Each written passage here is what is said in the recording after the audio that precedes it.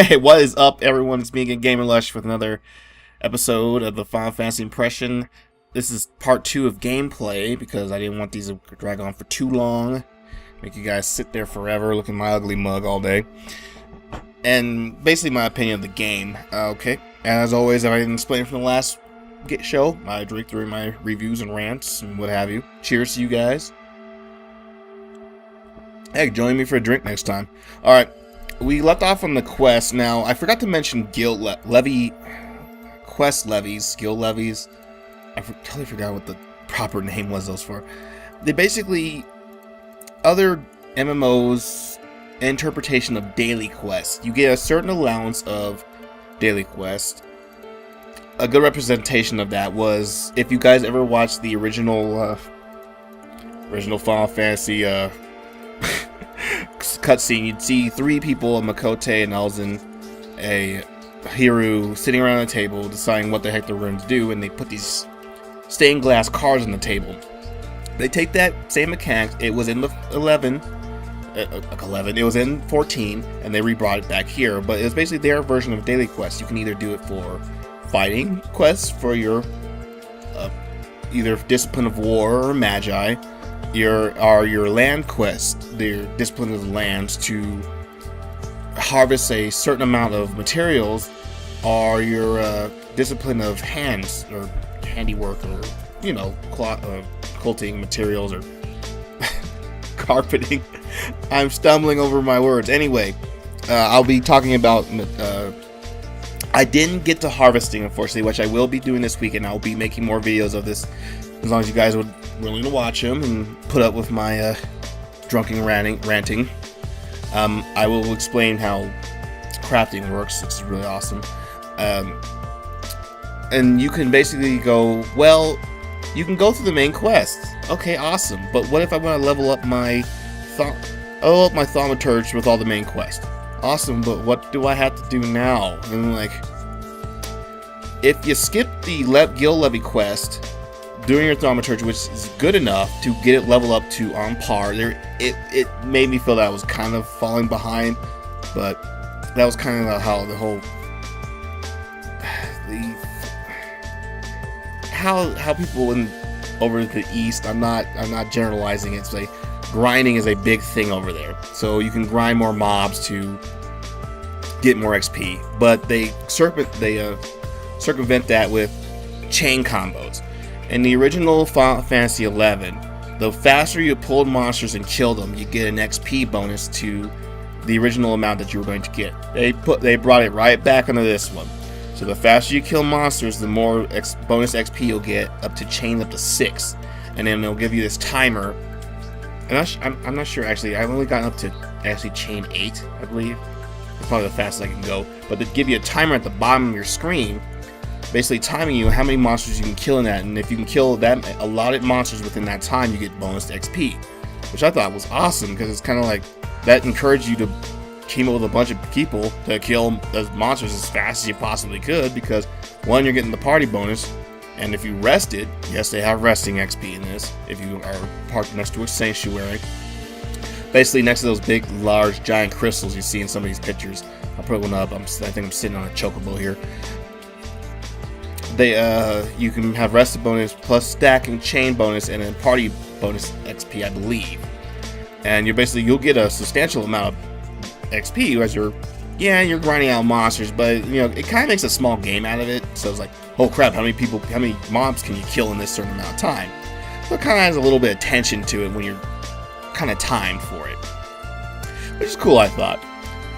But okay, going back to what I was saying before. If you follow the guild quest, and if you follow the story quest and the side quest that they have you leading up to the story quest, you can level up that main character no problem. Grind a little bit of monsters, you're all good. But now I'm done with leveling up my thaumaturge. I want some skills off of my conjurer. Okay, you can either go to another city-state, which you actually get your airship pass around level 15 on your story quest, kill those mobs, lighter mobs, and start farming those. Or during that time you saved up your allotted daily quests and just spend those to help you level up your you're a secondary class, or your third class, or your fourth class, or all the way up to your fifth class. And then you could also have those fates that I was talking about. They thought about the fact that yes, you are going to have all these classes, and you want to level up, and they give you alternative means to level up those classes. To whereas like with you were to do WoW or Rift or Star Wars, you're a whole new character and you can go through those quest stories again.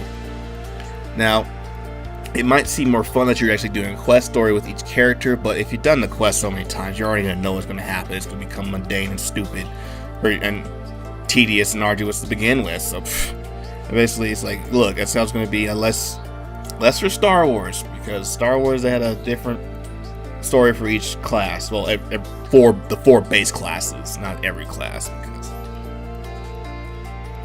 sorry, I made a sage and a shadow, and they had the same story story. Anyway, moving on, which is a good idea for. I thought they'll probably implement more stuff. Guys, it's still the 3rd phase beta. They still got to go through a 4th phase, and then they'll go to the release. They still got time. I'm shocked they were able to do all this much within the 1.5, 2 years that they had to revamp the game already. So they seem to be putting their faces to the grindstone and trying to make this game as good, as fun as they possibly can be.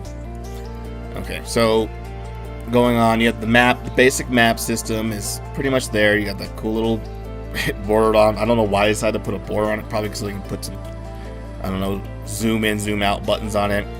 They have you can switch up the time, the clock there in the right hand corner to either be your time, service time, and I think you. I was on a JP server at the time because the first weekend only lets you go play in JP servers, Japanese servers, and they just released American and Lineage, or I think people who have been playing the game so far already. I wanted to jump on that, but I didn't want to start all over again, even though I could have downloaded my character from beforehand. But I told you that I was having a problem with that from my previous account. But it's kind of cool. They tell you your Bing, then you go over to the opposite side. In the center, on the center top, would be your enemy's life bar, and basically how much damage you were doing to them. Then you go over here. Now this is really cool. You'll see 6 bubbles here on the top. But basically, when you are part of a group, they'll basically tell you what kind of stat-focused person you have in that party. So, let's say you have a Marauder. He counts for strength. You have a Thaumaturge. He counts for intelligence. You have a Conjurer. He counts for mind. You have a Monk. They count for Dex. It's kind of weird that they have that in there. I'm not sure. It's kind of a neat little mechanic thing, but it's like, I'm not sure if it was really necessary. But it's kind of cute that they have it. It's like having something a little extra that really doesn't mind, that really doesn't count for anything, is not really it's not really inconveniencing you, I guess, in a sense.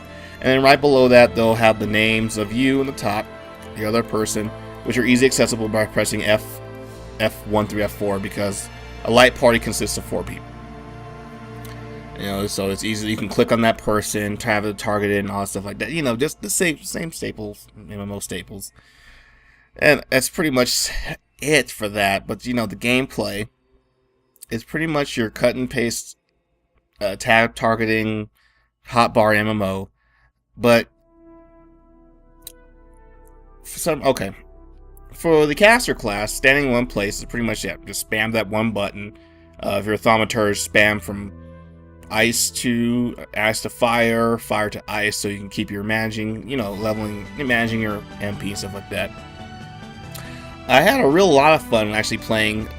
Surprise, surprise! I don't play many melee characters. By making a game, I was like, it's like I was making basically my own fun at this point, because I was playing as my pugilist. A lot of my skills will do extra damage if you're flanking a character. So hitting them with a punch and stunning them for a little bit, or kind of staggering for a little bit, and then being able to slide around to the back of it and hitting him with one of my special attacks in the back to get that extra bit of damage. Or if an enemy was about to power up to do a special move like breathe fire on me or poison, or about to slam the ground to do an area effect thing, I can just run behind them and smack him with one of my stronger hitting and get that extra bit of damage. And it was really fun to do that. It was fun with my Marauder, my Gladiator, well, more gladiator actually wanted to be more in the front. My pugilist, and when I was actually with like a 2 or 3 2-man party, my archer, and just hitting them, planking them from the back, and it's really nice to do. But yeah, of course, you're all in other MMOs like that, especially for rogues. And I'm really surprised they don't have a thief class in this game. What is up? Square, get on that. I was like, I know rogues are my least favorite character, but I'm so shocked they don't have it, the thief class, in it, because it was in 11. There's no class that uses daggers besides gladiator, but that's kind of silly. I'm like, who's the tank uses a dagger? I guess if you want that dagger for your gladiator, that's cool. I don't know. But I'm pretty sure like they just add the arcanist, which will be in phase 4. They'll probably add a thief, or the ninja, the samurai, the dark knight class. I'm Batman. Class in there. And hopefully, please, Square, if you're listening, which I doubt because hardly no one's watching this, put a red mage in there. I don't know. Make it like the sorcerer in Final Fantasy V, where they imbue in the sword or something like that. I don't know. Make it another buffing class like the bard. But anyway, moving on. Gameplay also wise, I love when a gameplay immerses you in the environments and all that stuff. The rain, the foreground distance. I just look out to the distance, just take as many pictures as I possibly see. Just seeing all these landmarks was it's freaking great, you know. Just having time to ride around my chocobo, which you can rent a chocobo at level 1 if you wanted to. Granted, you're not going to be going that many places, but that was kind of cool, I thought. There's also a sprint mechanic that you can pick up that will increase your running speed about 100% or so, and you can use that in your towns, and that was off level 1. And it's like really cool, and it had a really slow cooldown, so you can kind of like be constantly running. Of course, it was at TP, but by the time your sprint was off the cooldown, your TP was pretty much up, so you can almost have it. Like I think there's like a 1 or 2 second wait before you can hit sprint again, just run off. And then around the level 20, you can get your own chocobo, and it has a little tab art hanging off the sides, which is so cool. I really like that. Representing the city you wanted to represent out of the 3 capitals that you got to choose from. I got a couple pictures here running fine when I got my chocobo. I really loved it. I was just sitting here running around taking pictures of it all the time. And so it kind of gets rid of the mechanic of the automatic chocobo. Okay, so when you leave a capital city, you rent the chocobo, and you run out with it, and you can basically, it's manual, you can drive it wherever the hell you want to.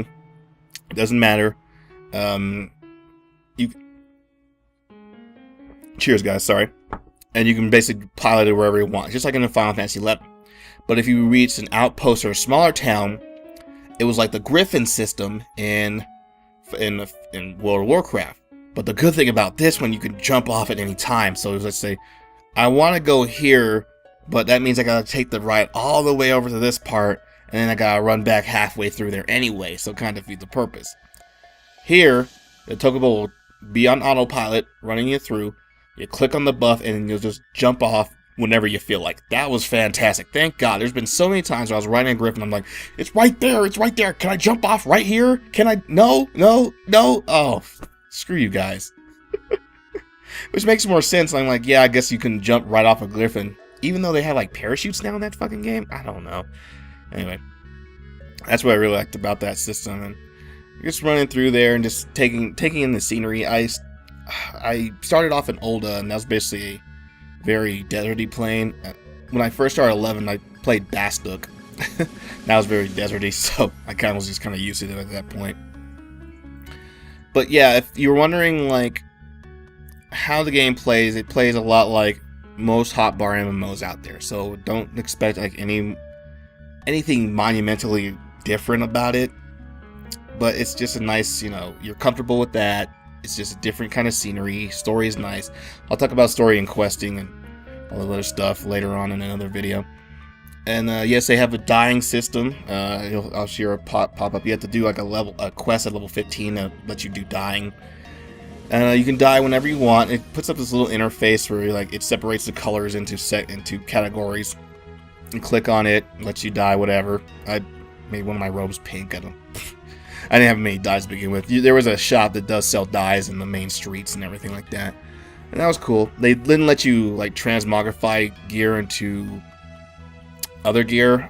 I'm not sure yet. Maybe if you get a high enough level, maybe, hopefully, I don't know. Which kind of got rid of. Well, sometimes some of me wants to have a transmogrifying system. The others kind of doesn't. But whatever, I'll probably get into that later. I'll be making more videos of this because I'm actually going to be following this a lot more because I'm really looking forward to this MMO. Okay, let me do a quick overview of the crafting system and then I'll let you guys go. Crafting's basically like all your other MMOs, but except for the one thing, it kind of makes a small mini game out of it. Once you pick your items and you pick whatever you want to craft, you actually get a skill like if you're attacking a monster. So you'll get fire or thaumaturge. Sorry, I keep using thaumaturge. It was my main character. So you keep hitting that button to kill the monster. But this one, I did sewing. So you're going to hit that button and she's going to sew, and you have a chance for it to not to succeed or to succeed. And you have to keep hitting it until you hit the successful amount that you need. So for right here, I needed about 60. What was it, 40 or 60? Yeah, 40. So about one hit would do 20. The other hit would do 40. But at 80% chance of not succeeding. Then there's another skill too where it actually increases the quality of the item, so making it maybe +1 or +2, but you only had allotted amount of turns to do that. So do I go ahead and sew it to complete it, and throw in a couple of quality, like putting a little bit of quality into it, but risking the fact that I'm losing the amount of turns and improving the quality on it. So it was I could see where, like, oh god, I just want to make some thread. I gotta go through this every time. I could see where it can get to annoying at a point, but at some points, like, let's say you're doing high quality armors, it kind of has that lottery betting kind of things. Like, do I want to do it? Do I want to risk it? Do I want to risk it? Risk for rewards, risk for rewards. Okay, do it. Oh, it didn't succeed. I lost all my materials. So it's kind of like a small mini game into a mini game. I'll get in depth to it when I'm actually playing for the third weekend and get more of a feel of the crafting system. But I thought that was really cool that they put that in there. Crafting system really didn't impress me so much since Guild Wars, to where you actually just combine all these crazy materials to make I can provide bread, tomato, head of lettuce, side of bacon, and I made a BLT. Oh my god, I was on a crafting system for Guild Wars for quite a while. That was a kind of cool little thing. Granted, you can all wiki that now, so I kind of lost the mystique of that. And as always, guys, if I missed anything, please leave some comments below. Tell me, what do you think? I don't know. Is this a good thing that it's a hotbar MMO like that, or do you like the crafting system? How it could be kind of annoying, but it still has that risk to reward thing to it. What inventive ways could they make better quests or makes you more involved into it? Me, I'm pretty much in the zone of comfort, to where, like, I was basically chucking on through because I had the story quest. I'll be talking about that later. But yeah, guys, share your opinions below, you know, if you guys made it this far into the video. You know, guys, if you enjoyed your time with me, like, subscribe, leave a comment, and as always, cheers and game on. Whew, Final Fantasy 14, yeah! Yeah, just bombing, but your man is gone. Now, a really cool thing in here, they have a skill called Transpose. Now, this will basically take the fire astral and switch it over to ice, but it'll make you start over from stack 1, which is cool. So let's say I start casting fire, boom, boom, boom, boom. Oh, I'm really low on mana. Transpose back to astral ice. That means I can keep casting ice spells, still doing damage, but my mana will gain back. Casting Blizzard over and over, you'll never run out of mana. Now, they will probably change this. They could change this. It's still beta. It's still got another, I think, 4th phase before they actually go into the release and stuff like that. To whereas archers are just going straight damage, damage, damage, damage.